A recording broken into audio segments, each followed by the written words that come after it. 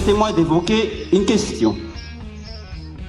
Une question en étant citoyen, puisqu'en 2020, nos deux présidents de Madagascar et celui de la France ont décidé de créer une commission mixte en vue de trouver une solution sur la question des îles éparses. Ma question, c'est que on voudrait savoir l'avancée du travail de cette commission.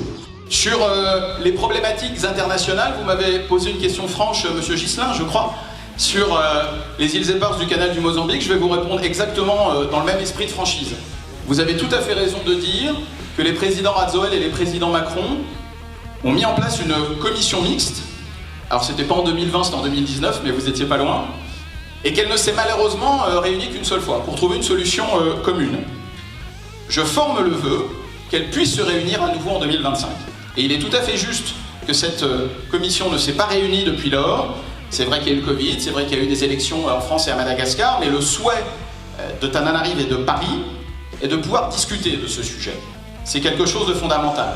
On peut être des partenaires, on peut être des amis et avoir un sujet de différent, et avoir un sujet de divergence. Et je pense que c'est un signe de la maturité des relations franco-malgaches que nos pays acceptent de discuter d'un sujet sur lequel nous avons des divergences. Nous savons quelle est la position du gouvernement malgache sur les îles éparses du canal du Mozambique. Vous savez quelle est la position de la France sur les îles éparses du canal du Mozambique. Et je forme le vœu qu'en 2025, nous puissions avancer sur cette question. C'est ce que j'ai indiqué à plusieurs reprises aux autorités malgaches.